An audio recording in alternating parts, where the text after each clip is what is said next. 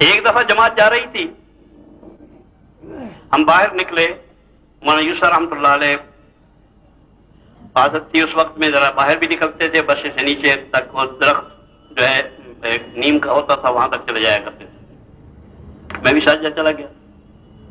حضرت اس پر راستے میں چلتے چلتے جہاں وہاں تھوڑی دیر کھڑے ہو کے مختصر سی بات بھی کر دیتے تھے، دعا بھی فرما دے، روانہ کر دیں جماعت۔ تو اس وقت میں کسی پوچھنے والے نے پوچھا کہ حضرت جماعت کے ساتھ کیسے رہنا چاہیے؟ حضرت نے فرمایا کہ ایسے رہنا چاہیے جیسے اصحاب کہف کا کتا جماعت اپنے اصحاب کہف کے ساتھ رہ رہا، کہ یہ اصحاب کہف ہیں، میں ان کا کتا ہوں، ان کے ساتھ رہ رہا ہوں، ان کے ساتھ انشاءاللہ میرا کام بھی چل جائے گا۔ بے حیثیت بن کے رہنا، من تواضع للہ رفعہ اللہ، اللہ کا وعدہ ہے، جو اپنے آپ کو بڑا سمجھتا ہے اللہ اسے کبھی بڑائیاں عطا نہیں فرماتے ہیں، بلکہ جس کے اندر کبر ہوتا ہے اللہ کہتے ہیں کہ اس نے میری چادر کو ہاتھ ڈالا ہے، میری کبریائی کو ہاتھ ڈالا ہے۔ اس بنا پر یہ بڑا خطرناک سا کام بھی ہے، اپنے آپ کو سنبھالنا ہے۔ ایسا نہ ہو کہ نیکی برباد گناہ باقی، ہاں نیکی برباد گناہ باقی کا سوال باقی رہتا ہے۔ اس بنا پر کسی کے متعلق کوئی حقارت، اس کو بے حیثیت نہیں جاننا، اپنے آپ کو بے حیثیت جاننا۔ میرے ایک بے تکلف ساتھی ہیں، تو میں نے کوئی بے تکلفی کی ان سے بات کی، مرحوم انتقال ہو گیا ہے، عالم تھے، ساتھی تھے، پڑھنے کے زمانے کی دوستی تھی۔ میں نے ان سے بے تکلفی بات کی تو کہنے لگے کہ دیکھو تم نے اکرام مسلم نہیں کیا ہے۔ تو میں نے کہا کہ اکرام مسلم کا کیا مطلب ہے؟ نے کہا میرے اکرام نہیں کیا، انہوں نے یہ بات کی۔ تو میں نے کہا اکرام مسلم کمانا اکرام کروانا تو نہیں ہے، اکرام کرنا ہے۔ اکرام کروانا کہاں سے سیکھ لیا آپ نے کہ اکرام مسلم کمانا اکرام کروانا ہے؟ اپنا اکرام کروانا ہے۔ اکرام میں مسلم کمانا یہ ہے کہ ہر آدمی کا اکرام کرو، اور کوئی چیز تمہارے پاس نہیں ہے، صرف انسانیت کا احترام کی ضرورت ہے اس کے اکرام مسلم کے ساتھ۔ اکرام انسانیت بھی ہے، اکرام مسلم بڑی چیز ہے، احترام انسانیت بڑی چیز ہے۔ انسانیت کا بھی ایک احترام ہے، یہ انسان ہے، اس کا احترام کرو۔ مسلمان ہے، اس بنا پر اس کا احترام، کلمہ پڑھتا ہے، عظیم دولت ہے اس کے اندر، اس بنا پر اس کا احترام کرو۔ گندگی میں لکڑی مت مارو کہ اس میں یہ گندگی ہے، اس میں یہ گندگی ہے، اس میں یہ گندگی ہے۔ گندگی میں لکڑی مت مارو، انسانیت کی بنیاد پر احترام کرو کہ یہ انسان ہے۔ تم نے نہیں دیکھا اوپر ہمارے ذمہ اپنے عقل سے کام کرنے نہیں ہے، عقل سے چلنا نہیں ہے، عقل سے چلنا اسلام نہیں ہے۔ حضرت علی رضی اللہ تعالیٰ عنہ کا ارشاد ہے کہ اگر عقل سے اسلام ہوتا تو موضوع کا مسئلہ جو ہے وہ نیچے کی طرف سے ہوتا، اوپر سے نہ ہوتا مسئلہ۔ اسلام عقل سے نہیں ہے، نقل سے ہے، جیسے حضور نے کیا ہے۔ اکرمہ بن نبی جال، لمبا قصہ ہے، ان کی بیوی پکڑ دکڑ کے لے گئی وہاں مدینہ طیبہ، نہیں جانے کو تیار تھا، اور صاحب کہتا تھا کہ میرے جرائم میرے باپ کے جرائم، اس لیے کہ باپ کے جرائم بیٹے کے ذمہ ہوتے۔ قرآن دستور چلا آ رہا تھا مشرکین کا، جیسے اب بھی نادانوں کے درمیان میں عام معروف ہے کہ اگر باپ نے قتل کیا ہے تو اس کا بدلہ بیٹے سے حاصل، بیٹے سے لینا ہے، اس کو قتل کرنا ہے۔ اتنے قتل کیے ہوئے ہیں تو ان کے خاندان کے اتنے آدمی قتل کرنے ہیں۔ یہی صورت اس زمانے میں معروف تھی کہ باپ کے جرائم بھی بیٹے کے حساب میں ہے۔ تب اکرمہ کہنے لگے کہ مجھے کیوں مرواتی ہے، میں تو جاؤں گا تو مجھے جاتی قتل کر دیا جائے گا، ہمارے جرائم اتنے، میرے ابا کے اور میرے خود اپنے ذاتی مسلمانوں کے خلاف۔ مگر وہ منت سماج کر آگے دھکیل کے لے گئی۔ جب وہاں پہنچے مدینہ طیبہ، حضور کو خبر دی گئی کہ اکرمہ آیا اور دروازے پر موجود ہے. حضور صلی اللہ یہ عائشہ صدیقہ رضی اللہ تعالیٰ کا جو دروازہ ہے روضہ اطہر کا، ریاض الجنہ میں دیکھا ہوگا جانے والوں نے، اسی دروازے سے حضور صلی اللہ علیہ وسلم باہر نکل کے اور یہیں بیٹھا کرتے تھے. اور باہر صفحہ پر لکھا ہوا اسطوانہ وفود، باہر سے جو وفد آتے تھے وہ یہیں آ کے بیٹھا کرتے تھے، یہیں ان سے ملتے تھے حضور. اسی اسطوانہ وفود کے بعد حضور صلی اللہ علیہ وسلم باہر تشریف لائے. آ کے دیکھا تو اکرمہ کھڑا ہوا ہے. حضور صلی اللہ علیہ وسلم نے اپنی چادر اپنے اوپر سے اتاری اور اکرمہ بن ابی جہل کے لیے بچھائی. یہ احترام آدمیت ہے، انسان کا احترام ہے، محمد الرسول اللہ کا کیا ہوا ہے. جب تک یہ شرافتیں ہمارے اندر سے نہیں ابھریں گی اتنے تک اسلام نہیں پھیلے گا دنیا میں. خیر خواہی اس کا نام ہے، الدین والنصیحہ. ہر آدمی کے لیے خیر خواہ ہے، اکرمہ کے لیے خیر خواہ، ابو جہل کے لیے بھی خیر خواہ. اور صرف اکرمہ ابو جہل کے لیے خیر خواہ نہیں ہے، رئیس المنافقین کیا کیا حضور نے؟ حضور کے ساتھ اس نے کیا کیا؟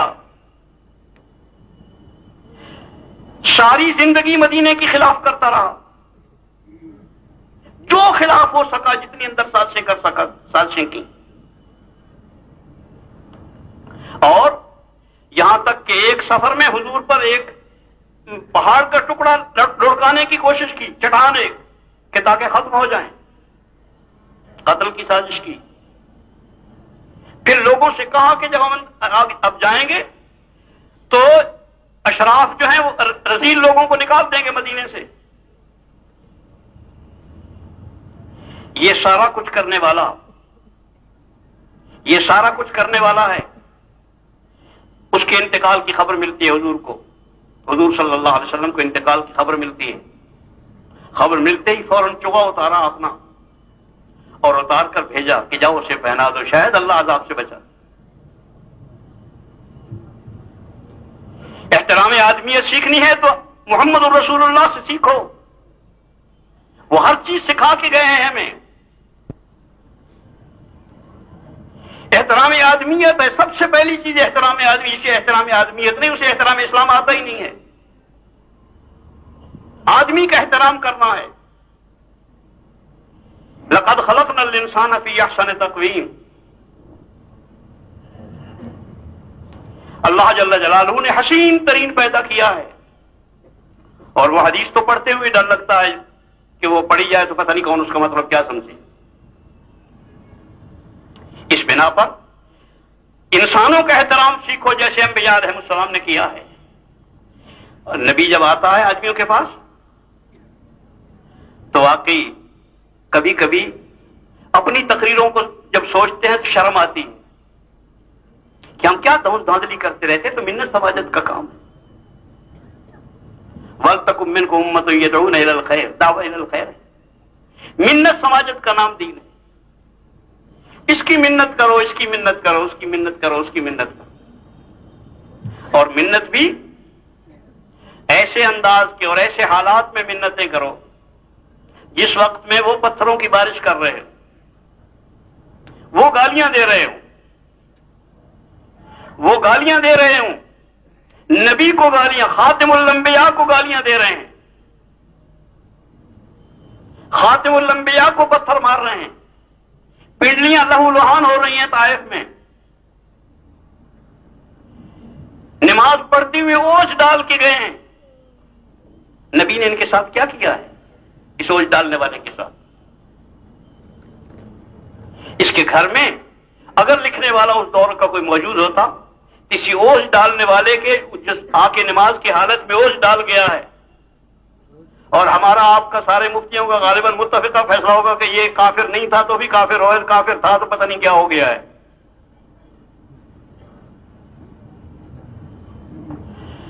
دس دفعہ کا واجب القتل ہے جو 50 دفعہ کا واجب القتل ہے.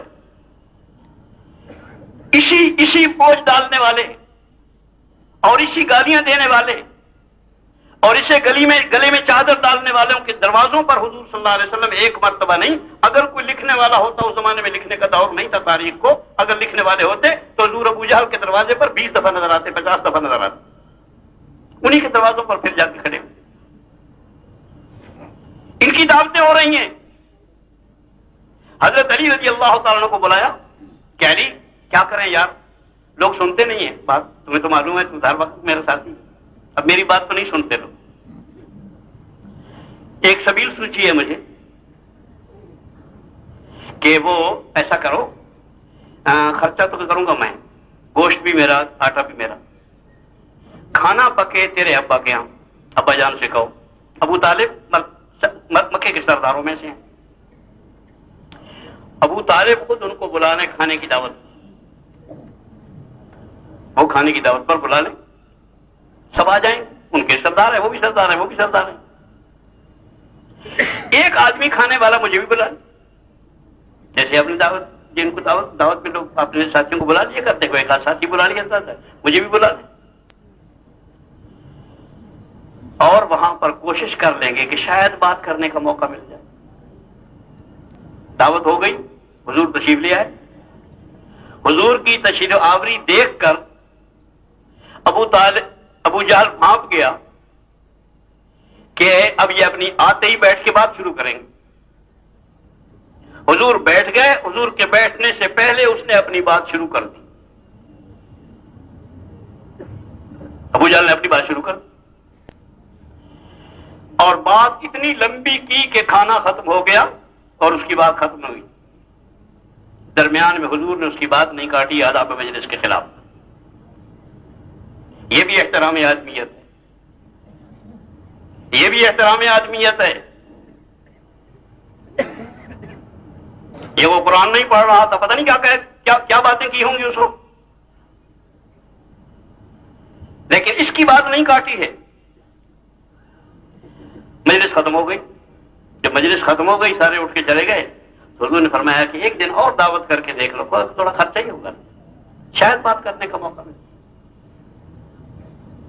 اسے کہتے ہیں خیر خواہی، الدین والنصیحہ، دین خیر خواہی کا نام ہے۔ جس کو خیر خواہی ہوتی ہے اسے چین نہیں آتا ہے۔ بچہ گالیاں دیتا رہے، لاتے مارتا ہے، تھپڑ مارتا ہے، ماں سب کچھ سہتی ہے پھر بھی دوا پلاتی،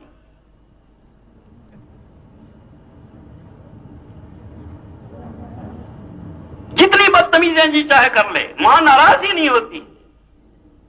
ماں کی شفقت کا نام خیر خواہی ہے۔ ماں کی شفقت کا اس لیے کہہ رہا ہوں کہ باپ تو کبھی تھپڑ بھی مار لیتا ہے، صرف ماں کی، ساری رات اماں ماں کرتے رہے، جی جی کرتی رہے، ساری رات جاگتا ہے۔ جب تک ماں کی شفقت نہیں ہوتی نبی کا کام نہیں ہوتا ہے۔ محمد الرسول اللہ صلی اللہ علیہ وسلم والا دعوت کا کام نہیں ہو سکتا، وہ ماں کی شفقت کے ساتھ۔ اور یہ طائف کا میدان آپ دیکھتے ہیں کہ حضور صلی اللہ علیہ وسلم کیسے پھر رہے ہیں ان کے پیچھے، طائف والوں کے پاس خود ان کے دروازے پر ان کے گھر پہنچ گئے، جب وہ نہیں آتے تھے اور نہیں سنتے تھے تو ان کے گھر دروازوں پر پہنچ گئے، اور جب ان کے دروازوں پر پہنچ گئے تو یہ حضور صلی اللہ علیہ وسلم جو گئے ہیں یہ لینے کے لیے گئے تھے یا دینے کے لیے گئے تھے؟ یہ ان کو دارین کی دولتیں دینے کے لیے گئے تھے، سب کچھ دینے کے لیے گئے تھے، جو خالق کائنات کا ہے وہ سب کچھ ان کو دینے کے لیے گئے تھے۔ لیکن یہ دینے والا، اس دینے والے کا حال تم نے دیکھا، کبھی غور کیا ہے کہ دینے والے کا حال کیا ہے؟ اس دینے والے کا ذرا دماغ بہت عالی ہوتا ہے، اس کا ہاتھ بھی اونچا ہوتا ہے، ہاتھ بھی اوپر والا ہوتا ہے دینے والے کا، اس کو اپنا علوم معلوم ہوتا ہے، بڑائی اور بزرگی معلوم ہوتی ہے کہ میں بڑا ہوں، لیکن اس نبی کو کچھ پتہ نہیں ہے، اس بات کا کچھ پتہ نہیں ہے، جیسے دینے والا ہے اور سب کچھ دینے کے لیے ہے اور کچھ نہیں لینا ہے ان سے کچھ نہیں لینا، اعلان کر چکا ہے لا اسألکم اجرا ان اجریہ الا علی اللہ، کچھ نہیں لینا ان سے، سلام دعا بھی نہیں چاہیے تمہاری، تمہارا سلام بھی نہیں چاہیے. میں سلام کروانے کے لیے نہیں آیا، تمہارے مسافروں کے لیے نہیں آیا، میں تو ایک پیغام دینے کے لیے آیا، تمہیں جہنم سے بچانے کے لیے، جنت میں داخلے کے لیے آیا ہوں، دینے کے لیے آیا ہوں. لیکن دینے والا، میں کہنے سے اتنی بات کہنا چاہتا، لمبی ہو گئی، کہ دینے والا اس طرح لوگوں کے پیچھے پھر رہا ہے جیسے مانگنے والے پھرتے. سب سے بڑی قابل رحم حالت نبی کی واقعی، اور قابل رحم بھی ہے اور قابل اتباع بھی ہے. لوگوں کے پیچھے اس طرح سے پھرو جیسے نبی پھرتا ہے آدمیوں کے پیچھے، دشمنوں کے پیچھے، دشمنیاں کرنے والوں سے پیچھے، قتل کی سازشیں کرنے والوں کے پیچھے، پتھر مارنے والوں کے پیچھے اس طرح پھر رہا ہے جس طرح مانگنے والے پھرتے. تم نے مانگنے والوں کو بھی دیکھا ہے پھرتے ہوئے لوگوں کے پیچھے کھڑے ہوتے ہیں بیچارے، اس کے پاس آتے ہیں، اس کے پاس بھاگتے ہیں، پھر وہ جب سواری ان کی دوڑ پڑتی ہے تو پیچھے دوڑتے ہیں، شاید اب اس کو رام آ جائے، اب مان جائے. نبی اس طرح لوگوں کے پیچھے بھاگتا ہے، اور یہ وہی بھاگتا ہے جس کی ضرورت ہو. اللہ کرے کہ ہمارے اندر یہ ضرورت پیدا ہو جائے، اپنی ضرورت کو سمجھیں، اور یہ ہماری ضرورت ہے، یہ ہمارا فریضہ ہے، اس امت کا مقصد حیات ہے، اس امت کا مقصد حیات ہے. کنتم خیر امت اخرجت للناس، لوگوں کی نفع رسانی کے لیے بھیجے گئے ہو، نکالے گئے ہو. کام ہی تمہارا یہ ہے، کام ہی تمہارا یہی ہے اصل کے طور پر. باقی تمہاری ضروریات ہیں، ضروریات کو مقاصد پر قربان کیا جاتا ہے، مقاصد کو ضروریات پر قربان نہیں کیا جاتا. باقی سب تمہاری ضروریات ہیں، کھانا پینا کمانا رہنا سہنا سب ضروریات ہیں. ضروریات کو مقاصد پر قربان کرو بے شک، اسی لیے ضروریات ہوتی اسی لیے ہیں کہ ان کو مقاصد پر قربان کیا جائے. یہ اللہ نے جو خواہشات رکھی ہیں نا ہماری، اللہ کی قسم یہ خواہشات بھی صرف اللہ نے اس لیے رکھی ہیں کہ ہم ان کو احکامات پہ قربان کریں. اسی کا نام تو اسلام ہے. اگر خواہشات کو اسلام پر احکامات پر قربان کرنا نہیں آتا تو اس کا اسلام سے کیا واسطہ ہے؟ سارا اسلام نام ہی اسی کا ہے. خواہشات اللہ نے پیدا اسی لیے کیے ہیں کہ ان کو احکامات پہ قربان کیا جائے. کھانے کی خواہش کو روزے کے حکم پر قربان کرو، بیوی بچوں کے پاس رہنے کی خواہش کو حج پر قربان کرو، بیوی بچوں کے پاس رہنے کی خواہش کو جہاد کے لیے قربان کرو، زندہ رہنے کی خواہش کو شہادت پر قربان کرو. اس کا نام اسلام، قربانی کا نام اسلام ہے. جو کچھ ہو سکے وہ کر لیا، اس کا نام اسلام نہیں ہے. جو ہو سکا وہ کر لیا، جو نہ ہو سکا وہ نہیں کرنا ہے. کسی خواہش پہ زد پڑے اس کو نہیں کرنا.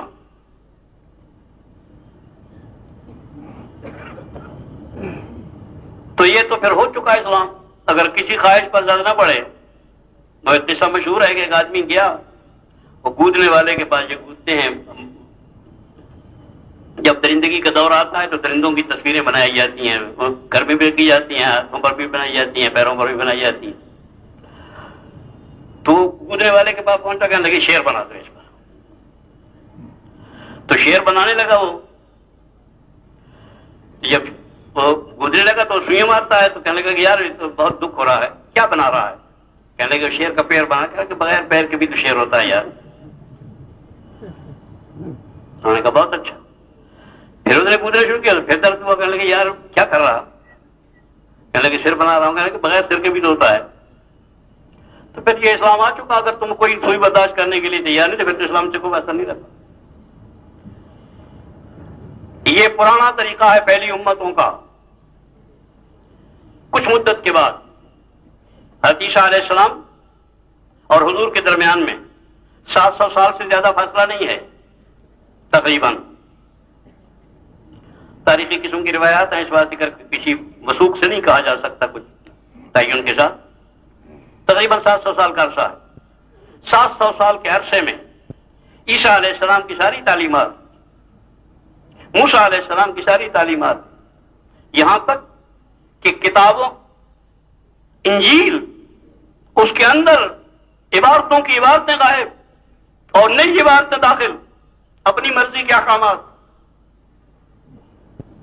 ان کی تعلیمات، ان کی معاشرت، ان کی سنتیں، ان کے فرائض، ان کی عبادات، ان کے اخلاق، ان کے عقائد، ساری چیزیں رد بدل 7 سال کے اندر ختم کر دیا۔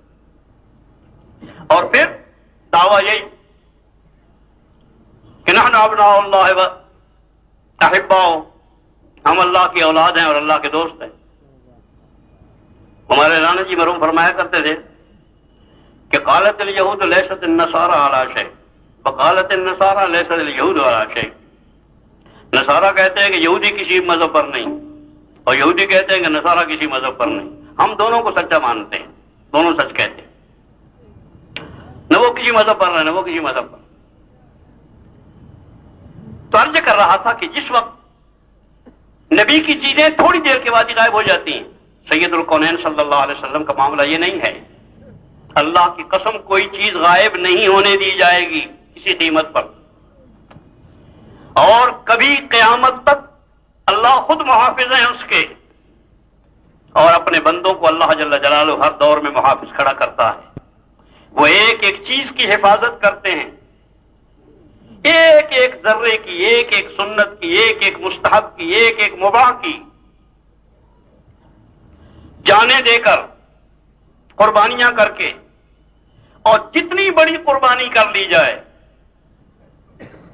بد نصیبی سے ہمیں نبی کی سنتوں کی عظمت اور احترام باقی نہیں رہا، ورنہ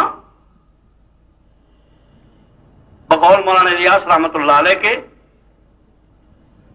کہ اگر ہزاروں جانیں دے کر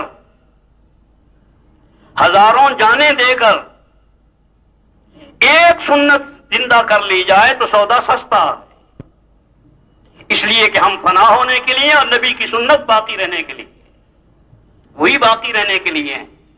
ہم آئے ہی فنا ہونے کے لیے، ختم ہونے کے لیے آئے، ہم جینے کے لیے نہیں آئے، ہم مرنے کے لیے آئے ہیں۔ اللہ کی قسم مرنے کے لیے آئے ہیں۔ موضوع بدل گیا زندگی کا۔ کس نے کہا آپ کو زندہ رہنے کے لیے آئے ہیں؟ ہم تو مرنے کے لیے آئے ہیں۔ واجی رحمت اللہ علیہ کے پاس ہم نے ایک دن کچھ فوجی اکٹھے کر لیے وہاں راولپنڈی میں، کافی مدت کی بات ہے۔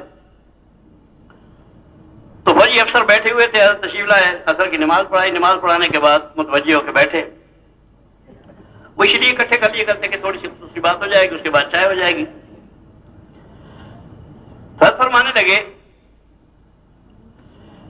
قریش صاحب مرحوم بیٹھے ہوئے تو قریش صاحب مرحوم سے خطاب کر کے لگے، قریش صاحب مجھے یہ فوجی بہت اچھے لگتے ہیں، یہ فوجی جو ہے یہ مجھے بڑے اچھے لگتے ہیں۔ 2 دفعہ کہہ کے فرمانے لگے کہ مجھے فوجی اس لیے اچھے لگتے ہیں کہ مجھے یہی تھوڑے سے نظر آتے ہیں جو مرنے کو تیار ہیں، باقی تو کوئی مرنے کو تیار نہیں۔ یہ جہاں پھر رہے ہوتے معلوم ہوتا ہے مرنے کو پھر رہے ہیں۔ ایسی جگہوں پر بھی جاتے ہیں جہاں مرنے کی صورتیں ہوتی ہیں، سرحدوں پر، کہیں پہاڑوں پر، کبھی کہیں کبھی کہیں کبھی کہیں خطرناک جگہوں پر، تو یہ معلوم ہوتا ہے کہ یہ مرنے کے لیے پھر رہے ہیں، اس لیے مجھے بہت اچھے معلوم ہوتا۔ آدمی وہی ہے جو مرنے کے لیے پھر رہا ہو، بس ان پر تھوڑی سی محنت کر لو، فوجیوں پر، تاکہ یہ پیسے کے لیے نہ مریں، نام کے لیے نہ مریں، عہدے کے لیے نہ مریں، بلکہ اللہ کے لیے مرنا سیکھیں، بس سارا کام مکمل ہو جائے۔ اسی کا نام اسلام ہے۔ قل ان صلاتی ونسکی ومحیای ومماتی للہ رب العالمین۔ آدمی کا جینا مرنا دونوں اللہ کے لیے۔ صحابہ، یعنی یہ کون کہتا ہے کہ یہ جینے کے لیے پھر رہے؟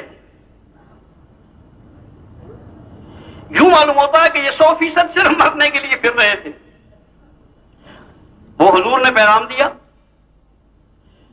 وہاں پہنچے تو وہ جو بادشاہ سلامت تھے جن کو پیغام حضور نے بھیجا تھا، ان کے بگاڑ کا انداز ہوا صحابہ کو کہ مزاج زیادہ بگڑا ہوا ہے، اور بگڑا ہوا یہاں تک ہے، خبر مولود ثقہ انداز کے ساتھ پہنچ گئی کہ جو یہ حضور کا خط پیش کرے گا وہ شہید ہو جائے گا، اسے قتل کر دے گا۔ وہ بگاڑ کا انداز یہاں تک اندازہ ہو گیا۔ جب یہ بگاڑ کا اندازہ ہوا کہ جو خط پیش کرے گا وہ شہید ہو جائے گا، تو یہ جماعت جتنی بھی تھی، اس جماعت کے امیر صاحب سے جماعت کہنے لگی کہ امیر صاحب بات یہ ہے کہ صورتحال ایسی ہے کہ جو خط پیش کرے گا اس کو شہادت ملے گی، اس بنا پر میری یہ خواہش ہے کہ یہ خط مجھے دے تو میں پیش کروں۔ دوسرا کہنے لگا یہ تو میں پیش کروں گا، تیسرا کہنے لگا میں پیش کروں گا۔ یہ کہ یہ جینے کو پھر اسے مرنے کو پھر رہے تھے، اور موقع آیا ہے، بہت اچھا موقع ہے۔ اس پر امیر صاحب نے کہا کہ سارے جب کہتے ہیں کہ میں پیش کروں گا تو فیصلہ کیسے ہو؟ تو فیصلہ یہ ہو کہ قرآن اندازی کر لو، جس کے قرے میں نکل آئے گا اسی کا مقدر۔ قرآن اندازی کی گئی اور قرآ جس کے نام کا نکل آیا اس قرے کو والے کو دے دیا گیا خط۔ اس نے خط پیش کر دیا، خط پیش کیا، خط پیش کرتے ہی اسے غصہ آیا کہ یہ فلاں چھوٹے سے علاقے کا آدمی مجھے خط لکھتا ہے، اتنے بڑے آدمی کو، اس کی شان کے خلاف۔ وہی وہ شیطان والا کبر پرانا جو آدمی کی بربادیوں کا سامان ہوتا ہے۔ کلا ان الانسان لیطغی۔ اس نے غصے میں آ کے بھالا مارا، یہاں پر سیدھا صحابی کے دل میں لگا اور چت گرا۔ چت گرتے ہوئے اس کی زبان سے نکلا فزت ورب الکعبہ، رب کعبہ کی قسم میں کامیاب ہوں، رب کعبہ کی قسم میں کامیاب ہو گیا۔ جو مرنے کو پھر رہا تھا مرنا مل گیا، رب کعبہ کی قسم میں کامیاب ہو گیا۔ یہ سنتے ہی فزت ورب الکعبہ سن کے یہ ساری بادشاہ کی کابینہ جتنی بیٹھی ہوئی تھی وہ کہنے لگے اللہ کے بندو، ان سے پوچھنے لگا صحابہ سے جو زندہ تھے کہ یہ تو مر گیا، کامیاب کیسے ہو گیا؟ اس کو سارا کچھ گیا، بیوی بچے گھر بار املاک زمین سب گئی، یہ کیسے کامیاب ہو گیا؟ انہوں نے کہا ہمارے یہاں کامیابی اسی کو کہتے ہیں، ہمارے یہاں کامیابی اسی کو کہتے ہیں کہ نبی کا پیغام انسانیت تک پہنچاتے پہنچاتے جان دے دی جائے، اسی کا نام کامیابی۔ ہم پیدا ہی اسی لیے ہوئے، حضور کا پیغام انسانیت تک پہنچانے میں جان دے دی جائے، اسی کا نام کامیابی۔ بات لمبی ہو گئی، عرض کر رہا تھا کہ حضور صلی اللہ علیہ وسلم نے امت پر محنت کی، درمیان میں اصل میں یہ مسئلہ ایسا آ گیا تھا جو ہماری آپ کی ہر وقت کی ضرورت ہے، اور ہم اس میں اپنے اعمال بہت برباد کرتے رہتے ہیں، بہت سنبھلنے کی ضرورت ہے۔ حضور صلی اللہ علیہ وسلم نے اسی بنا پر کہا ایک موقع پر کہ من صمت نجا، جو چپ ہوا وہ نجات پا گیا، جو چپ ہوا وہ نجات پا گیا۔ اس سانپ کو خاص طور پر قابو میں رکھو، مت بولو، اتنا بولو جو ضرورت کا ہو، صحیح ہو۔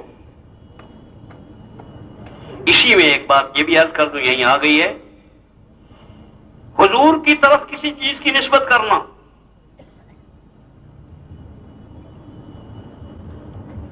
جان بوجھ کر حضور کی طرف کسی چیز کی نسبت کرنا ایسی جو حضور نے نہیں کی یا نہیں کہی۔